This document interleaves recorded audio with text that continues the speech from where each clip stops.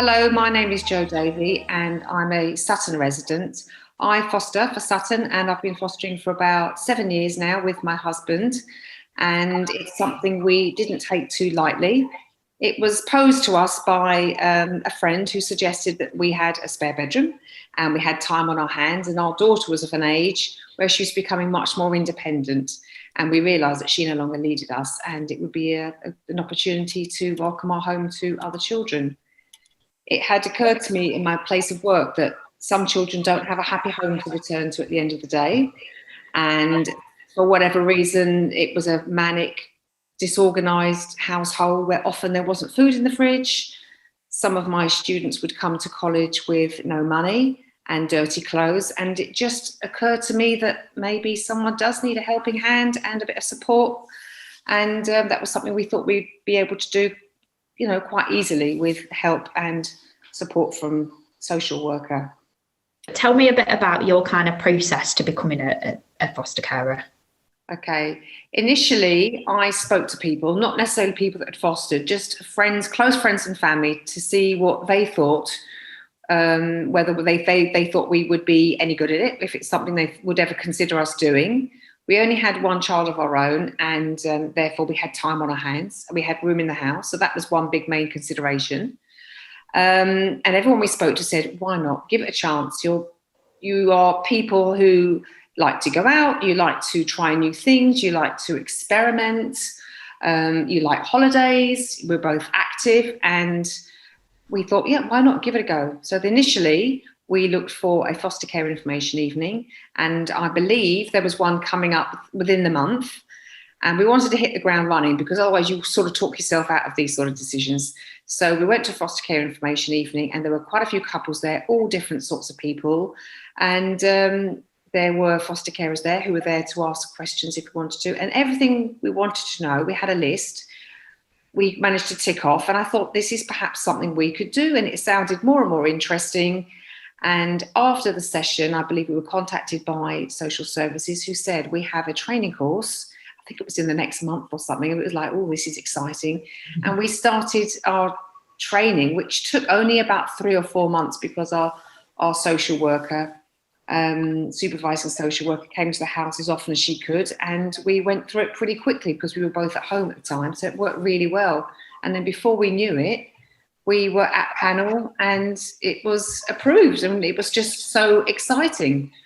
And I think beyond then, we didn't really know what to expect because it all happened so fast. But I'm pleased that it did because, like I say, you can start to talk yourself out of things like that, and you do get a bit anxious because it's a big ask. So when we'd been approved, it was only a short time before we started getting phone calls from the placements saying there is a possibility that there are, 2 little boys or two girls, and be prepared at the end of the day, you may have children. So we would always have spare toothbrushes, pajamas lined up, some sort of fish fingers and chips in the fridge ready and waiting. Sometimes we had to return the pajamas because you just don't know. And that's one of the difficulties, I think, not knowing whether it's going to be a placement or not. And you're sort of on tenterhooks, really, and you have to put things on hold. But eventually, children arrived. Tell me about that then, Jo. So when the children, so those very first children who you knew were about to come to the door and stay with you for however long, how did that feel, and how did you prepare for it? Okay, we had a phone call from placements to say it's a high likelihood that 2 girls will arrive, and then about 7 o'clock at night with a social worker, 2 very timid, quiet girls arrived at the front door with the bag they'd been to school with and their school uniform. And they walked into the house, eyes sort of thrown around the room, thinking, taking it all in, how different it was to their house. I'm quite house proud, so I know my house is clean, and I don't think where they came from was particularly clean. So they were quite surprised that their surfaces were available and you could sit down without moving things. And we obviously had something to eat straight away, and we got straight into conversations, not about their situation, just about them, what they liked, what they didn't like, what sort of things they wanted to do. So we had a lovely meal, a lovely introduction with each other. And from day one, I think they felt comfortable and happy being here. They both had their own bedrooms. And then as time went on, obviously they could personalise them more and more. And, within a couple of days, really, they were both very settled. It was lovely. Yeah. And they still saw their mother, and they didn't feel that they were, they were replacing their mother, because they went to celebrate their mother's 40th birthday with her. They were able to have contact with her, but they just knew they had a room of their own that was clean and tidy and food on the table, and they looked forward to coming home from school. I mean, Jo, that we struggle sometimes to get foster carers to care for teenagers, because there is this perception of teenagers. And obviously your first placement was a teenager. Yeah. So I mean, what would you say to people who perhaps were thinking, oh, not sure about teenagers, I think that might be too much? I wouldn't be put off with having teenagers. We had a 15-year-old, and I think she was quite vulnerable, but when she would say to me, I'm going to a party, I would ensure that I'd go to the house and say, can you please confirm that you will be having a party, that there won't be any alcohol, and that you will be present. And as long as I knew where she was going to be and that she was going to be safe, and I just would remind her to contact me, and if any difficulties getting home and things like that, I would go and collect her. So I would always make sure I was by the phone. And all she wanted was somebody to talk to make sure she had clothes washed. And of course, we were showing her how to wash and clean herself, because it had never been taught to her. And we would encourage her to bring her friends round. And it was actually a really positive placement. And I would encourage people to foster teenagers, because often they just want somebody to lay their head, and somebody who will listen to them, and someone to teach them the skills that they've obviously missed out on. And that would be washing, cleaning, and keeping bank records and things like that. Just simplistic things that we all take for granted, and they just need a helping hand. So my husband and I have 2 boys in placement. One's now 15, and his younger brother is 12. And it works really well. They're both obviously 3 years apart. The older one likes to do his own thing. There's lots of picking up and dropping off at football training and various clubs after school. It's a busy household, but I wouldn't change it for the world. And we encourage the boys to do whatever they want to do after school and at weekends. So that's our fault, really, while we're running around. But they wouldn't have had the opportunity otherwise at home. So that's nice that they can. And if they don't like it, they don't have to do it. But we encourage them to try everything and then see what they like. So currently, one does drama on a Monday, athletics on a Tuesday, cricket on a Wednesday, and then football training and football games at the weekend. But they're both fit, they're very active, enjoy their food, and then we'll do family activities at the weekend. So it's successful for us, yeah.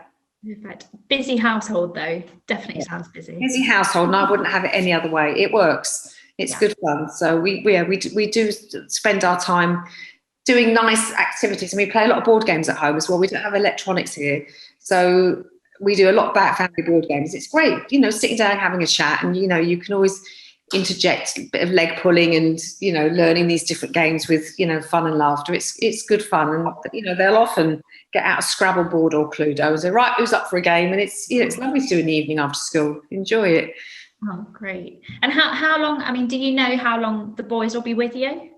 Yeah, we've had the boys now 5 years, and we decided to go from short-term carers to long-term carers because the placement really worked well, and it made sense to offer them some stability and longevity. And while the placement team was looking for a permanent place for them, we decided that it made sense that they stayed here because they were talking about all different locations around the country, and I knew they've got a big family and I'd rather they stayed local. So we decided to take them on long term. So they'll be with us 18 plus, we don't know yet. But they've got so many skills now. They can sew, cook, clean, shop. They can navigate their way around on the transport, and they've learned so many skills, and I'm so proud of what they've achieved in the time that they've been here. So yeah, very rewarding. So in terms of, obviously you've spoken about lots of the positives, and we know, we're realistic that there are challenges of being a foster carer. Tell me a little bit about those challenges, and also kind of how you're supported to manage those challenges.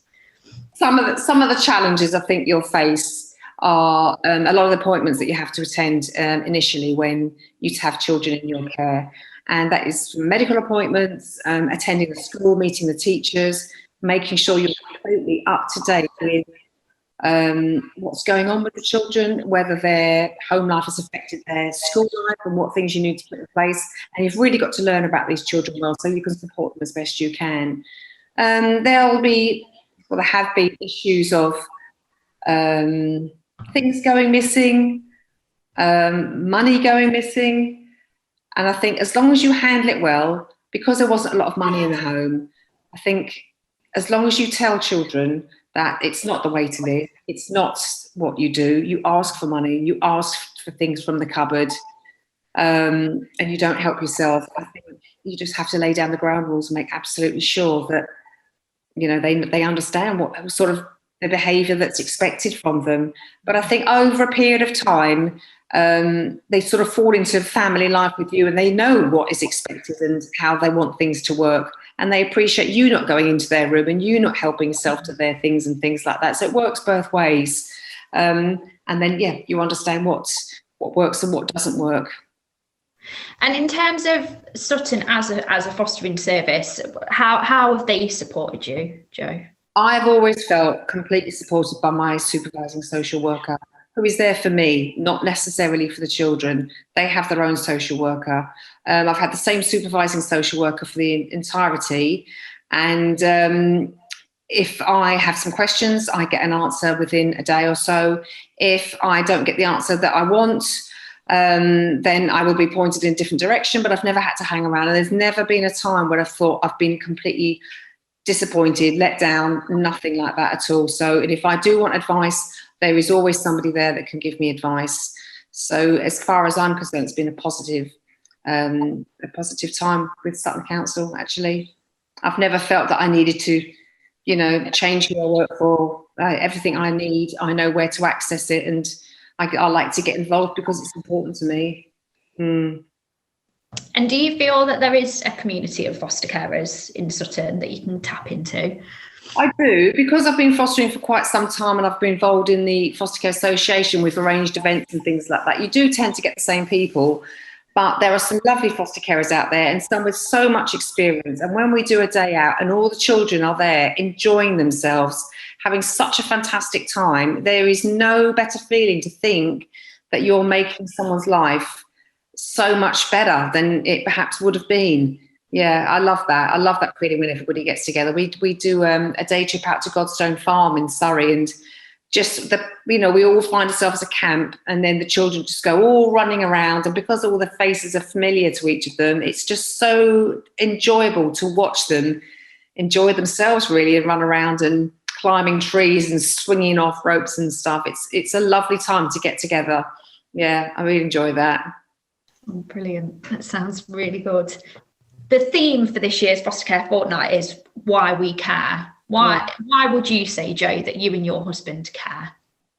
I would say because somebody has to care. Somebody has to care for these children. If they don't get the care and support they have at home, they need somebody to do that job for them, because it affects their lives.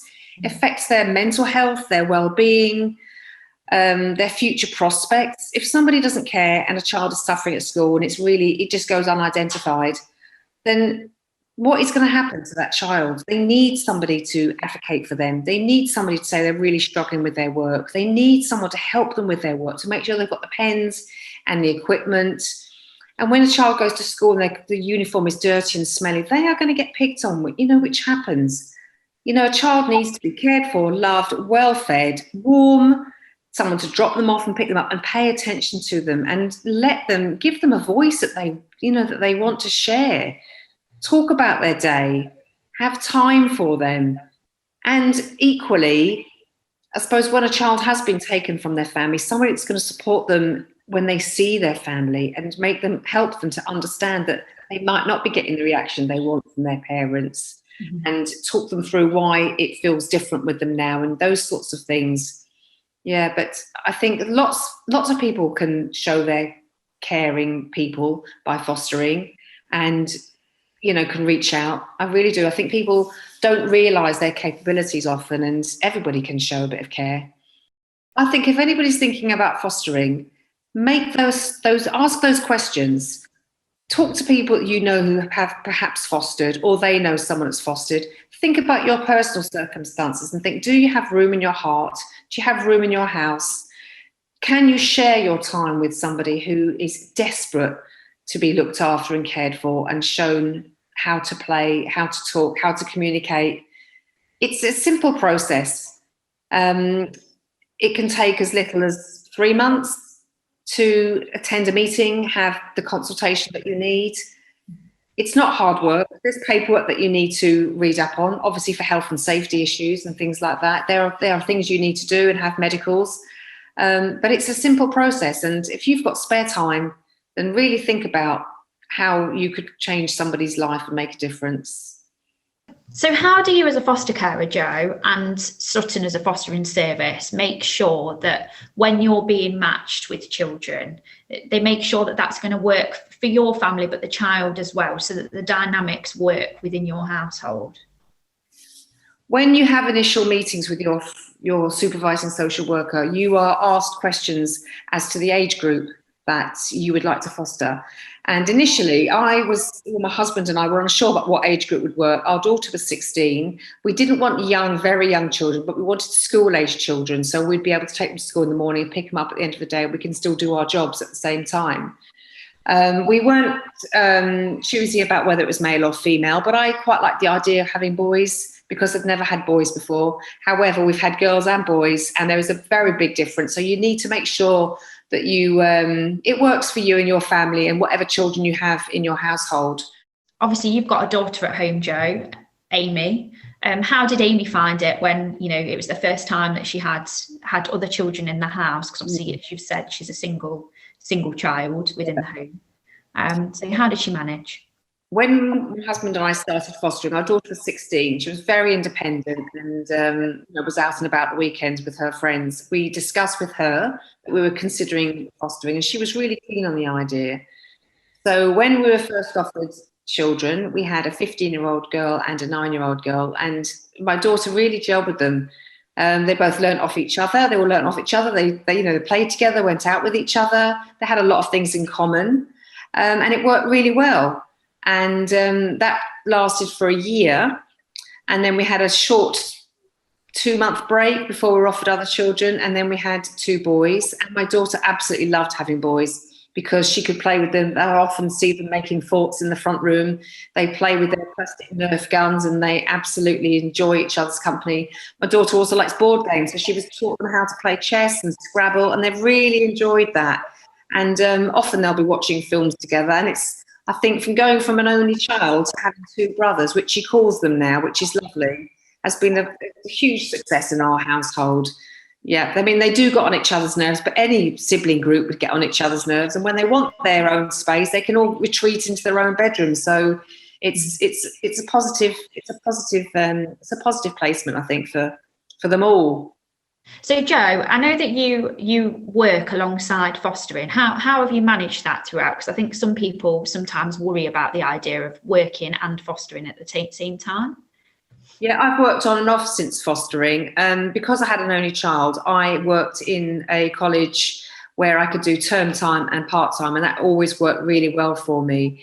And then with the boys, I've done jobs, again, similar term time, part time, but every employer that I've ever had has always been flexible. If I've said I've got a meeting I need to attend, I've always been able to attend the meetings. And if there's medicals, obviously you get given an appointment 6 months in advance. You need to stick to it, but it's always worked. And I love the idea that if I'm not working, then I can get up and get the children ready for school. I can do all the jobs and activities I need to during the day, so I get my own time. I can still go to the gym, play golf, and do all the activities to meet my friends. And then dinner will be ready, children will come home from school, and we can spend the evening together. But I love the flexibility of having school-age children because it really helps and works in our lifestyle. Quite often people who want to foster ask us about holidays and how that works as a foster carer. So Jo, have you been on holiday with your foster children? How did that work?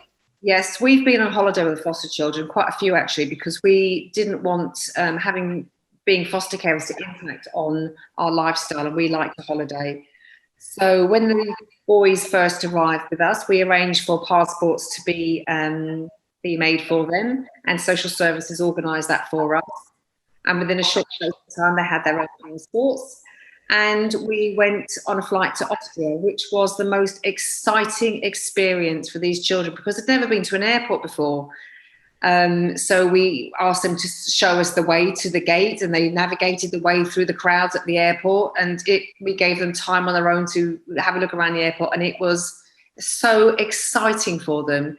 And we were lucky enough to be able to go into the cockpit as well. We were invited up to the cockpit, so the boys went into the cockpit, and the captain put his hat on one of their heads, and they sat in the seat, and it was the most amazing experience for them both because they'd never witnessed it before. Since then, we've taken them skiing. They've been skiing on a few holidays, so they can both ski really well now, and they absolutely love it. And I think what's so lovely about being able to take a child in care on holidays that they possibly would never have been abroad before. And it helps them, I think, to warm to friends at school who are talking about their various summer holidays. They don't feel like they're missing out. And I know every child doesn't get to go abroad, but I think once in your lifetime is lovely. And if you can manage to go any more times, it's even better. So they feel that they can share these events with their families and their friends at school. And it makes them feel, you know, part of a wider community, I suppose. Sometimes people aren't sure how it works once children are placed with you, how it works in terms of them seeing their birth family, so their parents or maybe some of their siblings or aunts and uncles. Tell me a little bit about how contact with birth family has worked with the children you've had in placement with you. Okay. Initially, when we had 2 girls, there was contact with their mother 3 times a week. We would go to the Sutton Family Centre, and I would drop the children off, and their parents would be there ready to meet them. I would then leave the building, and they'd go into one of the designated rooms, which had toys and games and art materials, and it just allowed the children to be with their parents and do normal family things, and it was supervised contact. Then I would just come and pick them up an hour or 2 later, and they would always tell me about what they'd done. And it was a really positive experience. With the boys, they're a big family. So initially, again, we had contact a couple of times a week, and that was a little bit more involved because there were 6 children involved, and a little bit harder to make sure that everybody could meet at the same time. So you have to be flexible, I think, in the early days to make sure that you can be available to take the children to contact. It's very important to them in the early days that they see their parents and get to learn about how their life is likely to change, really. So contact centre in Sutton is obviously local. It's very secure and safe. I never felt difficult there, and it was always a positive practice for us. And now I'm in contact with both boys' parents, and if they're having a football game, I can contact them and say, we're local this weekend, would you like to come and watch them play football, which more often than not they do. And it's worked out really well. It's taken us 5 years to get there. I think it's difficult for a parent to see their children with somebody else, you know, but it's worked out really well for us, and we will attend the football game and their parents will attend the football game as well. So the 2 boys that you have now, Jo, how are they doing with their education, and how are they supported throughout that? Okay, initially the boys were very sort of low academically for their age group, and this could be because there wasn't much support. There was quite a few children, and there wasn't the time to spend with them, really, when I think there was so many siblings. So after assessments at school, it was pointed out to us that they do need a little bit of a helping hand. So we purchased revision books, made sure we had notebooks, different colour pens and paper, and we would do a lot of work with the children just to support their learning when they got home. So we'd say, you know, what have you learned at school today? And we just go over it, or we get them to talk through what they've done in lesson without them knowing. They're refreshing their mind about what they've done. And you know, as time has gone on, they've become much more confident at doing that. But it was recognised that they were struggling. But for the younger one, who's now 12, he is exactly where he should be, which is such an amazing achievement with the support from the school and social worker putting things in place for him. He's done really fantastically well. And for the older boy, he had a bit of support as well, additional outside tuition. And recently I had a phone call from the school to say we'd like to offer some extra tuition, and we've accepted that, and he's doing Zoom classes 1 day a week, which is brilliant. So, and I don't know if that's because they are children in care, but you know, good supportive school, constant communication with us, letting us know what is going to be put in place and how they can support the children. And I think you have to be flexible in that sort of thing as well, making sure that you're around to receive these calls, and they can, you know, they've got a place where they can study at home.